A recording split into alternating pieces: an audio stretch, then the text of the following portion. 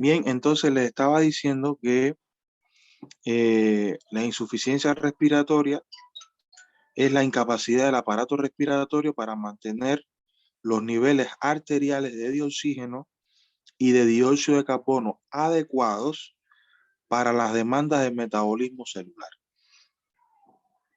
Bien, la célula necesita de ATP y la única forma de obtener el ATP es a través de la respiración celular, que ocurre en todas las células de nuestro cuerpo. Bien, y el encargado de mantener esos niveles de dioxígeno y de dióxido de carbono en la sangre es el sistema respiratorio. Bien, a través de la ventilación perfusión. Bien, que es el fenómeno que permite intercambiar gases, y la perfusión es la que permite que estos gases puedan ingresar en la célula y salir de la célula. Bien, en otras palabras, que entre el oxígeno, el dioxígeno, y que salga el dióxido de carbono. Bien, ahora, lo que sucede es que el dióxido de carbono tiene una repercusión muy importante en el equilibrio ácido básico de nuestro cuerpo. Bien, le estoy hablando del pH sanguíneo. Bien, el pH sanguíneo es la variable que mide el nivel de alcalinidad o de acidez que nosotros tenemos en el cuerpo. Bien, para que ocurran todas las funciones en nuestro cuerpo, el pH tiene que estar en su estado neutro. Bien, tiene que estar de 7.35 a 7.45. Bien, en ese rango se pueden producir todos los fenómenos y procesos que ocurren en nuestro cuerpo. Cuando ocurre un desequilibrio es cuando se pierden bases o se pierden ácidos. Si perdemos bases, el pH se vuelve ácido, ¿no? Si perdemos ácido, el pH se vuelve alcalino. Y entonces eso es lo que trae desequilibrio. Bien, ahora el sistema respiratorio está encargado de mantener ese equilibrio. ¿Cómo lo va a mantener? Manteniendo niveles adecuados de dioxígeno y de dióxido de carbono en sangre. Bien, si hay una afectación del sistema respiratorio, si hay una... ¿qué va a suceder? Que va a haber un desequilibrio y entonces la presión de dióxido de carbono va a aumentar y el pH se va a volver ácido y eso va a dificultar ciertos procesos que tienen lugar en nuestro cuerpo. Bien, ¿están comprendiendo, sí o no? Sí, doctor. Muy bien, Sí, doctor. muy bien. Ahora, ¿cuál es el umbral o cuál es la cantidad de la presión de dióxido de carbono y de dioxígeno que el cuerpo es capaz de tolerar? Bien, 60 milímetros de mercurio como límite inferior para la presión arterial de dióxido de oxígeno y 49 milímetros de mercurio como límite superior para la presión arterial de dióxido de carbono. Bien, tomen nota ahí. ¿Cuál es el valor normal de la presión arterial de oxígeno y cuál es la presión normal de la presión arterial de dióxido de carbono? Bien, la presión arterial de oxígeno, lo normal es de 85 a 100 en algunos laboratorios, en otros es de 90 a 100. Bien, de 90 a 100. Ahora, hasta 60 milímetros de mercurio, la célula es capaz de sobrevivir. Por debajo de los 60 milímetros de mercurio de PaO2, la célula ya no es capaz de sobrevivir. Bien, ya la célula automáticamente está en hipoxia. Bien, la célula ya está en hipoxia. Y eso es algo importante que nosotros tenemos que tener en cuenta. Cuando tenemos a un paciente con una insuficiencia respiratoria, nosotros vamos a evaluar cuánto tiene de presión arterial de oxígeno. Si está por debajo de 60, ese paciente tiene criterio de intubación endotraqueal. Bien, porque ya la célula está en hipoxia. Bien, lo mismo sucede si la presión arterial de dióxido de carbono está por encima de 49. Lo normal es de 35 a 45 milímetros de mercurio. Bien, su límite superior es 49. Por encima de 49 ya la célula está en hipoxia también. Bien, eso se llama hipercapnia. Bien, hipercapnia es el exceso de la presión arterial de dióxido de carbono. Y la disminución del oxígeno es hipoxia. Bien, hipoxia, disminución de la presión arterial de oxígeno en la sangre. Hipercapnia, aumento de la presión arterial de dióxido de carbono en la sangre. Bien, tanto la hipoxia como la hipercapnia, bien, van a provocar insuficiencia respiratoria. Bien, o van a ser el reflejo, ¿no?, de la insuficiencia respiratoria. No debe haber hipoxia ni tampoco debe haber hipercapnia. Tiene que haber un equilibrio ya entre la salida y la entrada de oxígeno y dióxido de carbono.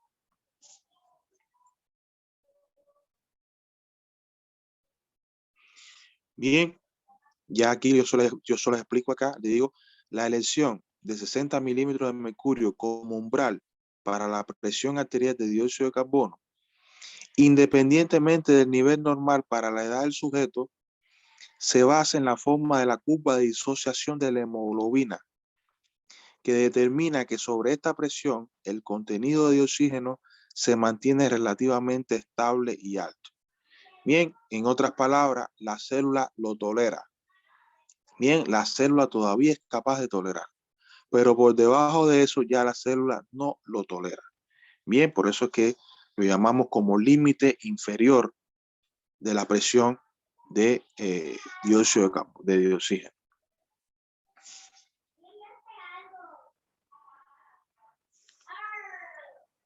Bien, entonces por debajo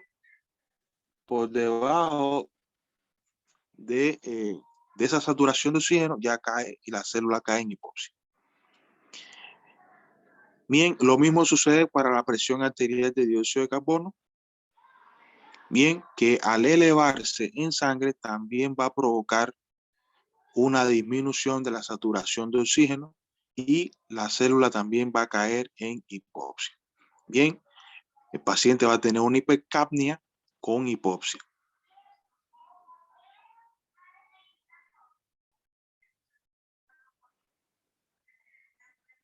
Ahora, muchas veces el paciente tiene trastornos respiratorios y nosotros le hacemos una gasometría y los gases están todavía normales. Bien, eso significa que el cuerpo está tomando una serie de mecanismos de adaptación para tratar de mantener la saturación de oxígeno. Bien, una vez que el cuerpo ya no pueda optar por estos mecanismos de adaptación, entonces los gases comienzan entonces a alterarse. Bien, la presión arterial de oxígeno comienza a descender y la presión arterial de dióxido de carbono comienza a aumentar. Bien, eso es por los mecanismos de compensación intrapulmonares. Bien, que se van a poner en juego, sobre todo cuando la insuficiencia respiratoria es crónica. Bien, cuando ya da tiempo para que se desencadenen estos mecanismos de compensación. No va a correr la misma suerte cuando la insuficiencia respiratoria es aguda. Bien, es aguda porque no va a dar tiempo a que estos mecanismos compensen la situación. Bien. Ahora, ¿cómo se clasifica la insuficiencia respiratoria? Si tenemos en cuenta la alteración de los gases, la insuficiencia respiratoria puede ser global o parcial. Bien, insuficiencia respiratoria global es cuando se afectan los dos gases, tanto la presión arterial de oxígeno como la presión arterial de dióxido de carbono. Bien, en ese caso estamos en presencia de una insuficiencia respiratoria global. Bien, insuficiencia respiratoria parcial es cuando uno de los dos gases está alterado y el otro está normal. Bien, por ejemplo, la presión arterial de oxígeno está disminuida, sin embargo, la presión arterial de dióxido de carbono es normal o baja. Bien, a eso le llamamos insuficiencia respiratoria parcial. Casi siempre se va a afectar primero la presión arterial de oxígeno y después la de dióxido de carbono. ¿Por qué? Porque el dióxido de carbono tiene una capacidad de difusión mucho mayor que la del oxígeno. ¿Qué significa eso? Que le es más fácil o va a ser más fácil al dióxido de carbono salir que al oxígeno entrar. Bien, ya que tiene mayor capacidad de difusión y esto permite de que él al salir no tenga muchas dificultades, como si lo pudiera tener la entrada del oxígeno. Por eso en la insuficiencia respiratoria parcial vamos a encontrar casi siempre una presión arterial de oxígeno disminuida y una presión arterial de dióxido de carbono normal o baja. Ahora, otro criterio de clasificación de este tipo de insuficiencia es en aguda y crónica. Bien, tiene que ver con la velocidad de instalación. La palabra aguda significa que la velocidad de instalación es rápida y la palabra crónica significa que esta es lenta. Bien, ahora, ¿cómo nosotros identificamos si es una insuficiencia respiratoria aguda o crónica? Bien, lo primero que tenemos que tener en cuenta es que la aguda va a ocurrir en un pulmón previamente sano. Bien, previamente sano. Ya en un paciente donde no tenía ninguna enfermedad respiratoria y comenzó el cuadro de manera brusca. Bien, como por ejemplo podemos ver el asma bronquial. El asma bronquial es una enfermedad que es crónica, pero que cursa con crisis aguda. Bien, crisis en la que el paciente se recupera, ya el pulmón se recupera y vuelve a funcionar normal. Bien, cae en insuficiencia respiratoria durante la crisis, pero una vez que pasa la crisis, el pulmón vuelve a la normalidad. Bien, entonces los ataques o las crisis de asma podemos ponerlo como ejemplo de insuficiencia respiratoria aguda. Bien, en un pulmón previamente sano, previamente ese pulmón no tenía muco, no tenía secreciones, no tenía edema en las vías aéreas, no tenía las vías aéreas cerradas y bueno, ahora sí, ¿no? Una vez que nosotros resolvemos el cuadro de la crisis de asmática, el pulmón vuelve nuevamente a ser sano nuevamente. Bien, a no tener ningún problema. Digo pulmón o digo las vías aéreas, ¿no? Bien, entonces, ahora, el problema de esto es que como la velocidad de instalación es rápida, esto no da tiempo para que se desencadenen los mecanismos de adaptación y compensación. Por lo cual, un paciente con una insuficiencia respiratoria aguda puede llegar a fallecer si nosotros no tomamos conducta en ese caso. Bien, porque no hay tiempo para que los mecanismos de compensación y adaptación se pongan a jugar.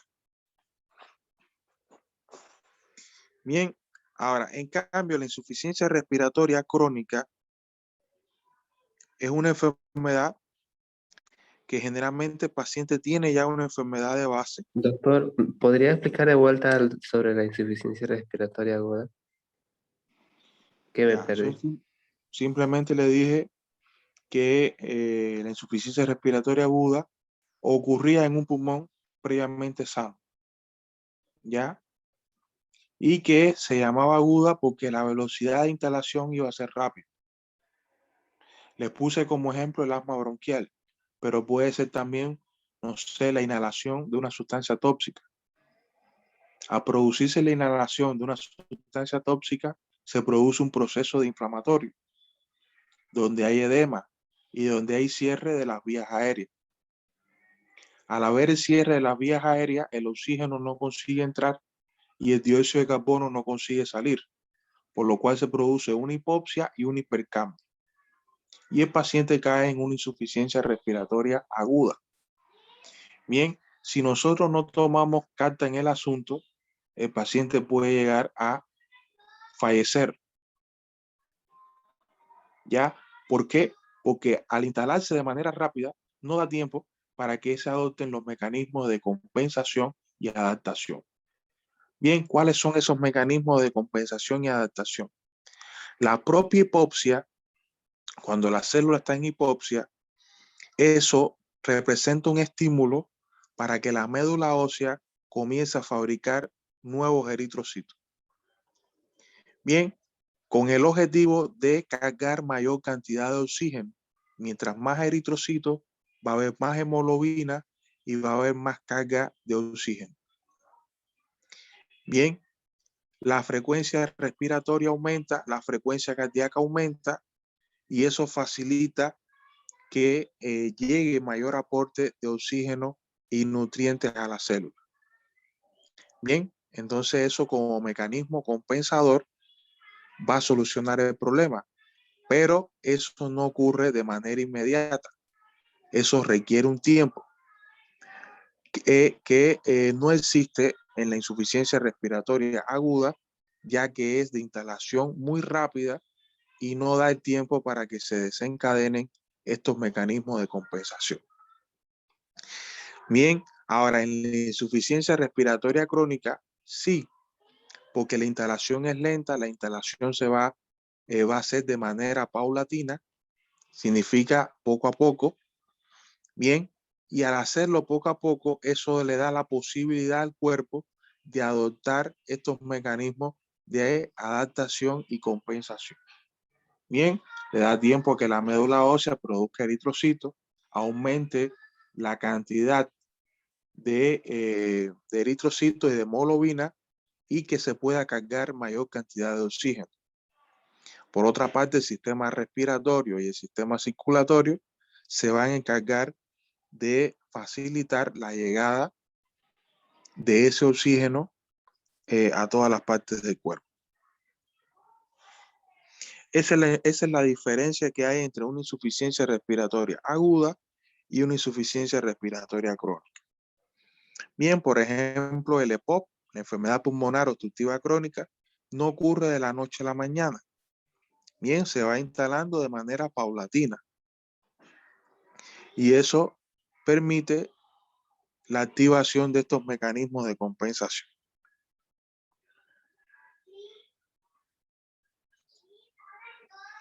Ahora, cuando nosotros vemos a un paciente con una insuficiencia respiratoria, tenemos que pensar en dos cosas. Que la insuficiencia respiratoria es debida a un fallo en el órgano intercambiador o a una deficiencia de la bomba ventilatoria. Bien, eso tenemos que tenerlo nosotros en claro. Nos llega un paciente, estamos de turno y llega un paciente con dificultades respiratorias. ¿En qué vamos a pensar? En esas dos cosas. Nuestro interrogatorio tiene que ir encaminado en esas dos cosas. Si el paciente nos dice que tuvo un accidente y ahora está con una dificultad respiratoria, ¿dónde estaría el problema? ¿En el órgano intercambiador o en la bomba ventilatoria? Pregunto.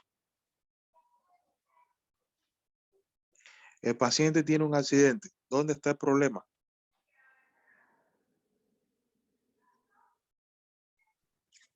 ¿Quién me puede responder? No entendí su pregunta, Doc.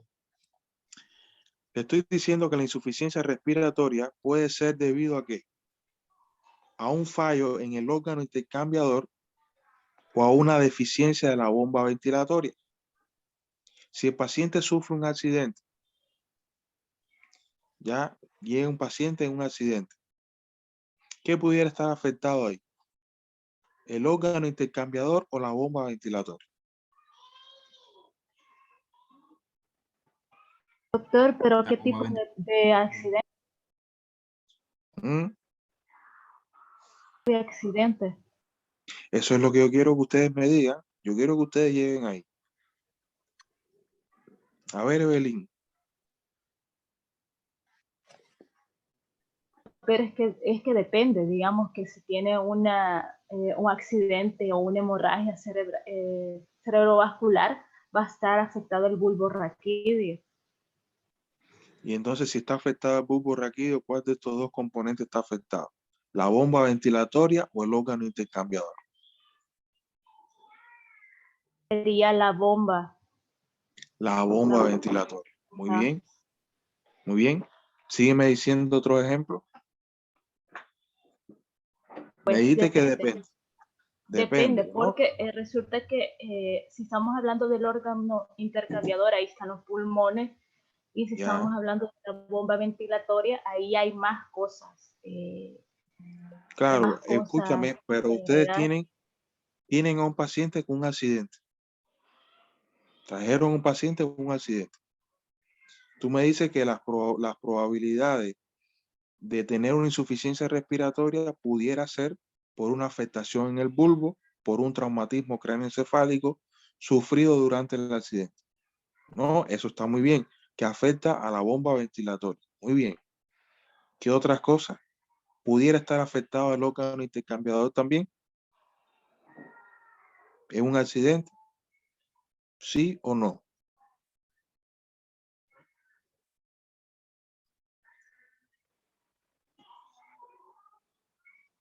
Pregunto, ¿pudiera Podría, estar o no pudiera estar sí, podría afectado el ser. órgano intercambiador? ¿Y cuáles serían las causas o las posibles causas de afectación del órgano intercambiador?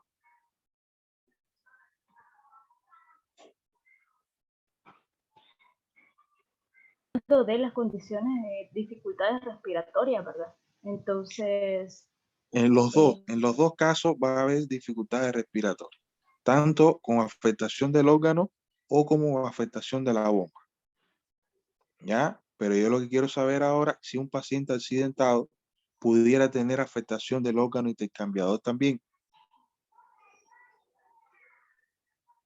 Me han puesto ejemplo de la bomba. Pongo un ejemplo de afectación del órgano intercambiador por accidente.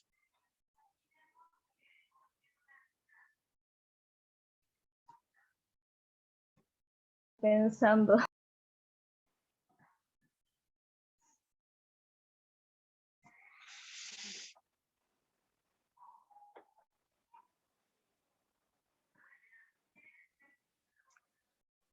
Vamos, Evelyn. Le Doctor, digo, yo Evelyn, diría que habría la, un escúchame. descenso sobre ¿Un descenso sobre qué? va a haber un descenso sobre la información, o sea, la información no va a llegar correctamente ya que el bulbo con el cerebelo Claro, y la médula espinal. claro. Y Estamos si va a haber hablando, una, digamos, una ruptura o una molestia o alguna afección en esa área, la información no se va a procesar correctamente, lo que va a producir, doctor, ya puedo eh, decir, por Edwin, tú lo que ejemplo, me estás hablando una es de la bomba. alteración de la conexión nerviosa. no, Sí, él no te preguntó eso, afecta a la él bomba. quiere un ejemplo de afectación del órgano intercambiador. Un ejemplo sería un neumotórax o algo así, por decirlo así. Ah, ¿y cómo se Ajá. puede producir ese neumotórax? Sí, volado ya. Estoy en la luna todavía. Tengo que decir también eso. Pues puede ser un shock Claro, pues hipovolémico, doctor. un choque hipovolémico. Ajá, No, no, no. Está bien, Evelyn, el neumotórax. ajá. Pero También la háblame de eso, ¿cómo se produce ese neumotórax?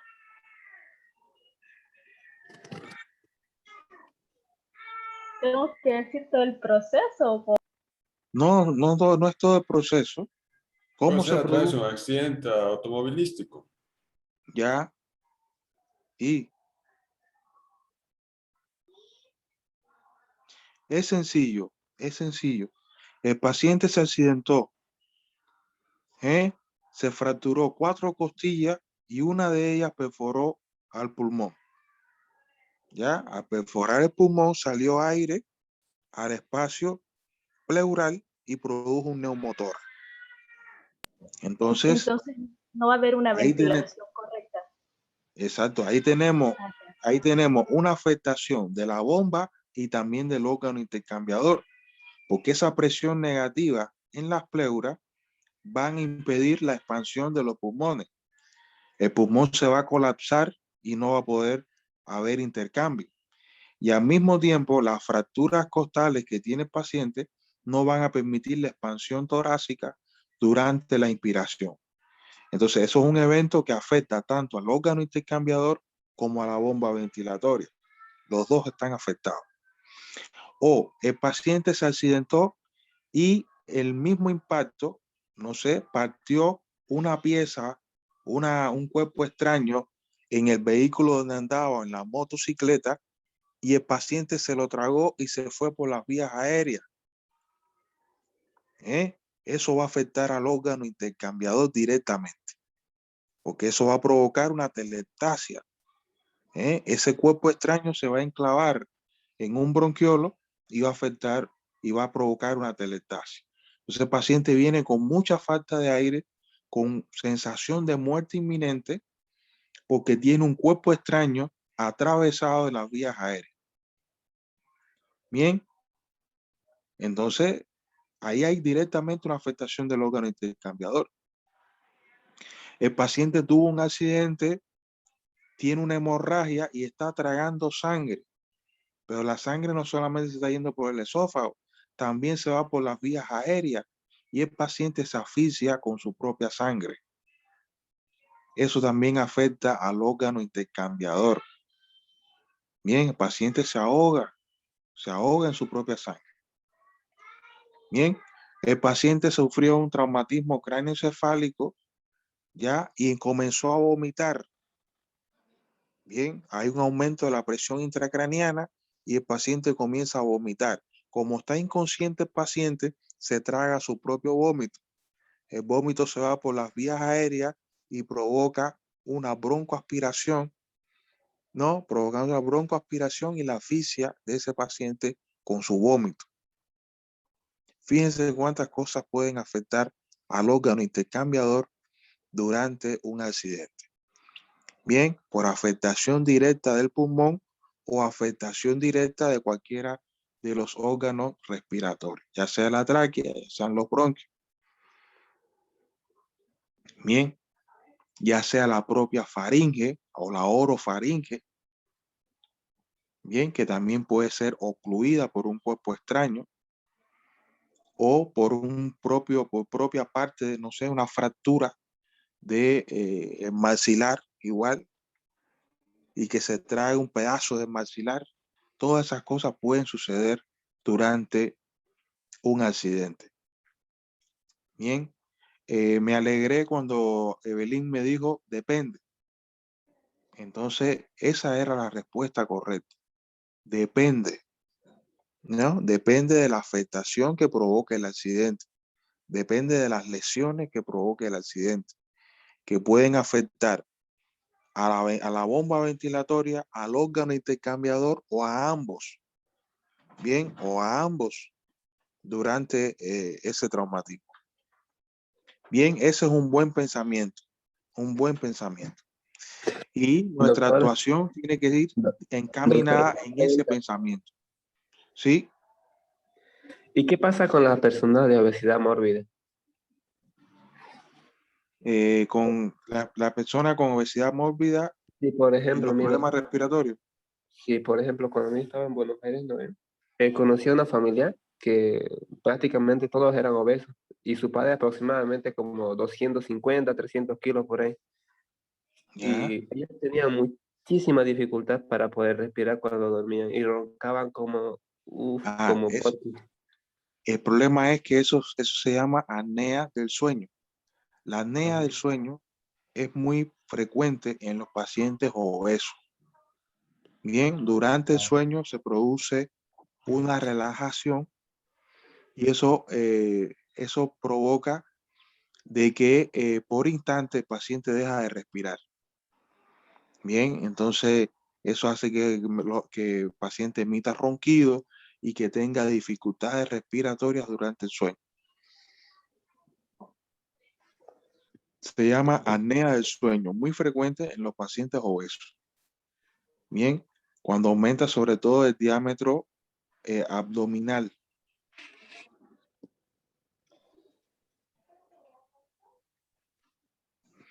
Bien, Ok, vamos a ok. seguir. Ya le dije cuáles eran los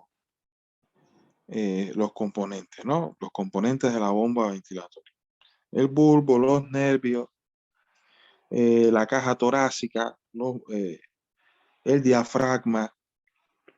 Cualquier afectación de uno de esos componentes va a provocar una insuficiencia respiratoria. Bien, en el caso de accidente, estamos hablando de insuficiencia respiratoria aguda. Bien, que generalmente pudiera ser global. Va a afectar tanto a la presión de dióxido de carbono como a la presión de oxígeno.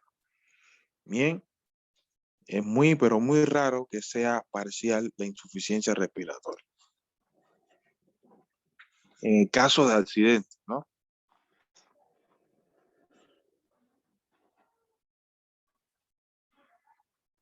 Ya hablamos de esto, del fallo de la bomba ventilatoria.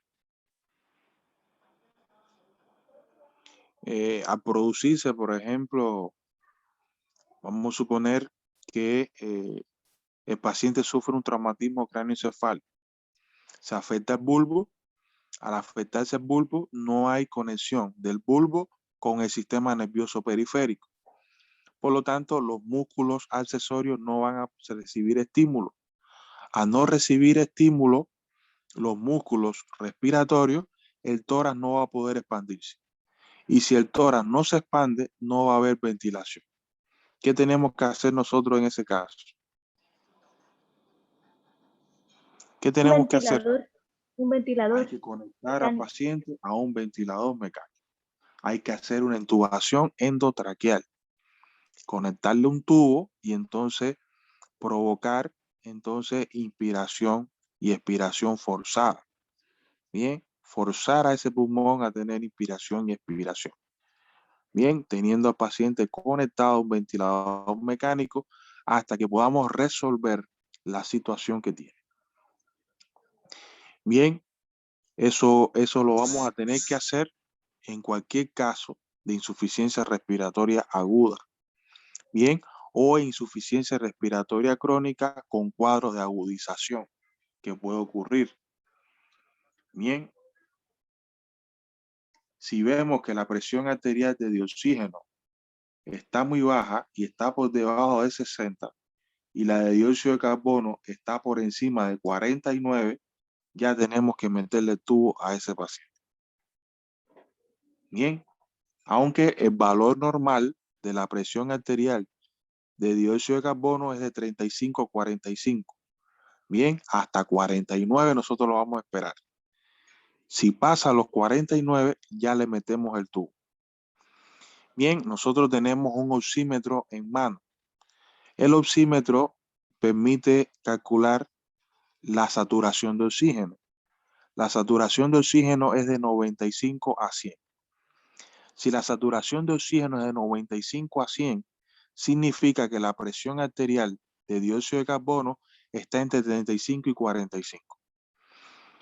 Si la presión arterial de dióxido de carbono está por encima de 45, comienza a bajar la saturación de oxígeno. Bien, probablemente tenemos una saturación en 85.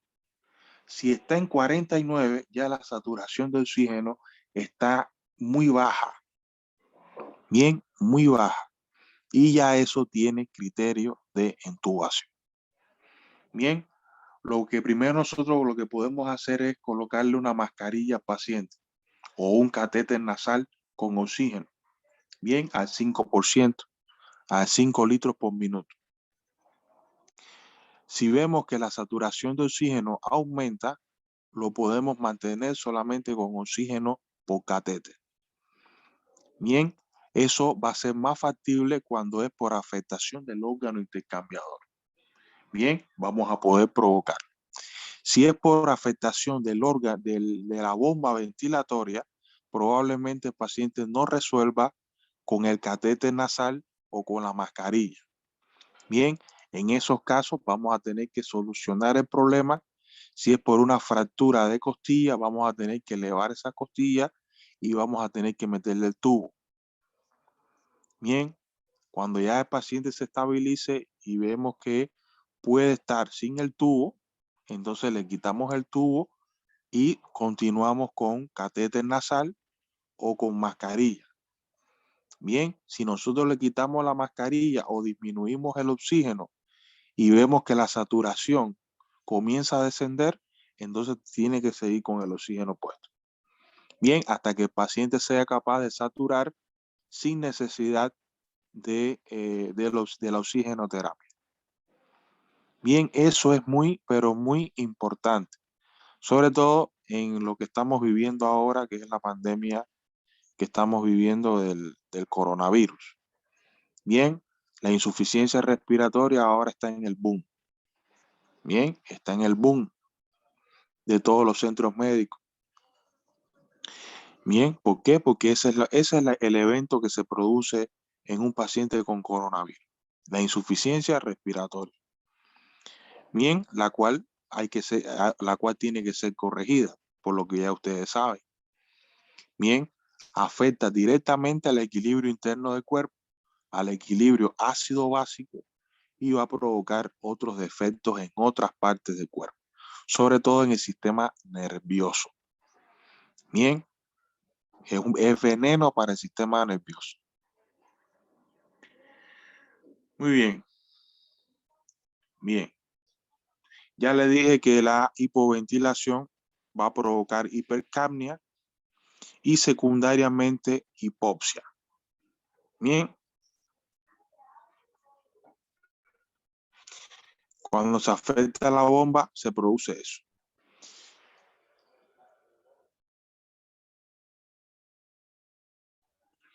Bien, también hay medicamentos que pueden afectar directamente al bulbo.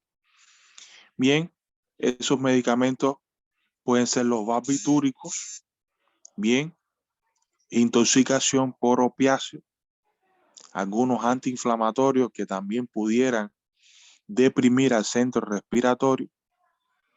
Cuando hablamos de barbitúricos estamos hablando de diazepam, nitrazepam, merazepam, todo eso que pudieran afectar, bien, pudieran afectar y deprimir al centro respiratorio.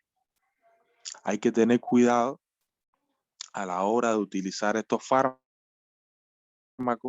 Si vemos que el paciente tiene dificultad respiratoria, tenemos que medir riesgo-beneficio. Bien, en el caso de utilizar antidepresivos que también pudieran deprimir al centro respiratorio. Por ejemplo, yo les voy a poner un ejemplo. Si ustedes ven a un paciente nervioso, el paciente, no sé, una chica, el novio la dejó. Y al dejarle el novio entró en una crisis de ansiedad y comenzó a hiperventilar. ¿Le ponemos diazepam o no le ponemos diazepam a esta paciente? ¿Qué ustedes creen?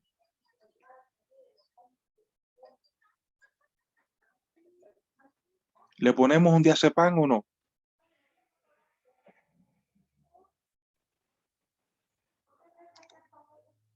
¿Me están escuchando? Sí, doctor, estamos pensando. ¿Le ponemos un diazepam para calmarla? ¿Sí o no?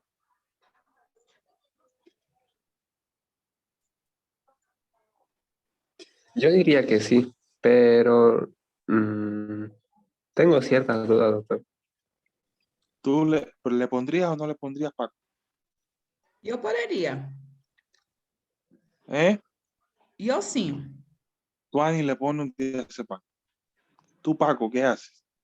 No, busco otra alternativa, doctor. Buscas otra alternativa. Evelyn, ¿qué haces?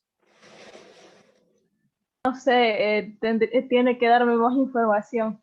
No me alcanza esa información para hacer el diagnóstico. Bueno, la paciente Mm, tuvo, la información es esa. La paciente se puso nerviosa y está hiperventilando. Doctor, creo que para cuando una persona hiperventila simplemente hay que taparle la boca para que deje de hacerlo. O ponerle una La bolsa, par- ¿no ve? ah, No, es que no, hay una bolsa para, ah, para, esa sería una alternativa. Por sí. experiencia, lo dice él. Esa sería una alternativa. ¿A quién le pusiste una bolsa tú? No, era como, eh, esas bolsas no es que venden este pan en Argentina, no es, Sí, que cualquiera, son de tipo cualquier bolsa plástico. de nylon sirve. ¿Eh? Cualquier bolsa de nylon sirve. Sí, porque cuando estaba hiperventilando bastante, Ahora miren, también. miren, todo lo que ustedes han dicho está correcto, menos la de no colocarle diazepam. Bien, es una persona que está con una crisis de ansiedad. La hiperventilación provoca desequilibrio ácido básico, provoca alcalosis respiratoria. Entonces, usted puede colocarle el diazepam sin miedo. ¿Por qué? Porque el diazepam le va a calmar la ansiedad y además de eso también va a deprimir un poco el centro respiratorio. Bien, lo que va a provocar que la frecuencia respiratoria disminuya y es lo que se necesita en ese caso. Bien, si el paciente comienza a hiperventilar, libera demasiado dióxido de carbono al exterior y al liberar demasiado dióxido de carbono al exterior, eso provoca de que el pH sanguíneo se vuelva alcalino. Bien, el dióxido de carbono es un componente ácido, por lo cual si se libera demasiado al exterior, provoca desequilibrio ácido básico. El pH aumenta, ¿ya? Y vamos a estar en presencia de una alcalosis respiratoria. Si agarramos una bolsa de nylon y se la colocamos y le tapamos la nariz y la boca, no es que se la vamos a tapar, sino que vamos a meter la nariz y la boca en la bolsa de nylon. Eso va a permitir que el dióxido de carbono que expulsa el paciente se va a quedar en esa atmósfera y él mismo la va a respirar nuevamente. Eso va a evitar de que se escape el dióxido de carbono y se produzca la alcalosis respiratoria. Bien, al mismo tiempo que nosotros le colocamos la bolsa, le estamos hablando a la paciente para tratar de calmarla, para tratar de hacerla entrar en razón. Vamos a ver que la paciente se va a comenzar a poner rígida en el producto de la crisis ansiosa o histérica que tiene y el diazepam le va a relajar, es un relajante muscular, por lo cual le va a relajar su musculatura y va a hacer que calme la crisis ansiosa que tiene. Bueno, Bien, entonces lo ponemos sin pensar, ¿no es? hay que ponérselo, hay que ponerle diazepam. Ok. Bien, hay que calmar esa ansiedad. Es una de las causas principales de la alcalosis respiratoria que vamos a ver en la próxima clase.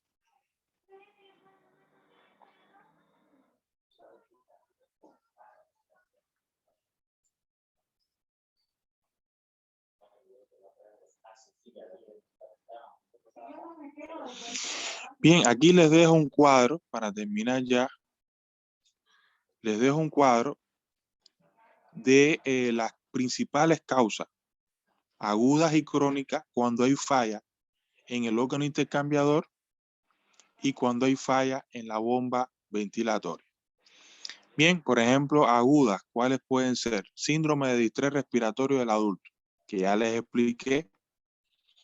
Edema pulmonar cardiogénico, neumonía extensa, tromboembolismo pulmonar, atelectasia, crisis asmática, derrame pleural masivo, hemorragia alveolar, neumotórax extenso. Todas esas son causas agudas que pueden provocar fallo en el órgano intercambiador. Bien, fallo en la bomba ventilatoria aguda, intoxicación de los centros respiratorios, que puede ser por una inhalación de una sustancia tóxica. Traumatismo encefálico, ¿no? Un síndrome de Guillain-Barré que afecta directamente a los nervios periféricos. Una miastenia gravis que afecta a los músculos. Bien, intoxicación por órganos fosforados, botulismo, porfiria aguda intermitente, intoxicación, otro tipo de intoxicación, hipocalemia, hipomagnesemia. Bien, la hipocalemia tiene que ver con el potasio. Bien, cuando se produce mucha liberación de potasio, se produce un desequilibrio hidroelectrolítico y también ácido básico. Bien, se lo voy a explicar en la próxima clase. Doctor, una pregunta antes de que se vaya, ¿no?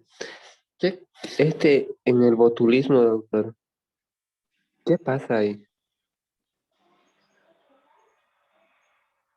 En la próxima clase vamos a explicar eso, ya, para no meternos. Ok, doctor.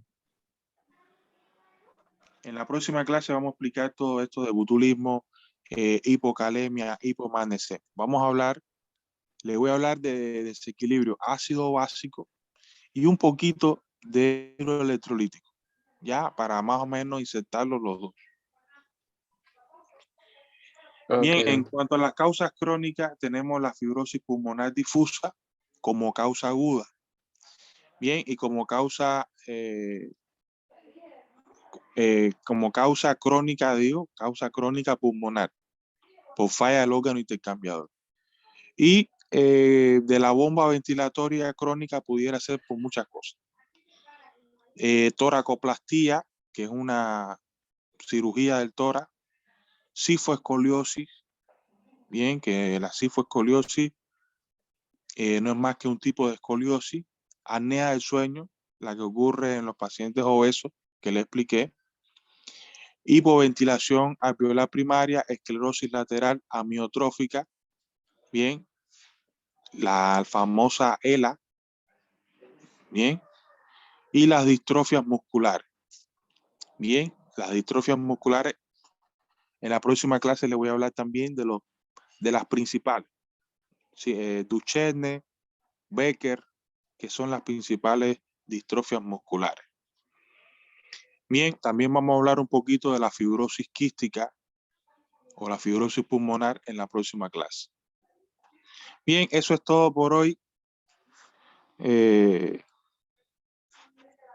tarea se queda hacer un mapa conceptual ya sobre este tema que vimos, que de insuficiencia respiratoria. Bien, aguda y crónica, parcial y global, todo eso. Doctor, ¿podría pasar la diapositiva? Sí, la voy a compartir. Gracias. Muy bien, entonces nos estamos viendo la próxima semana. Chao, chao.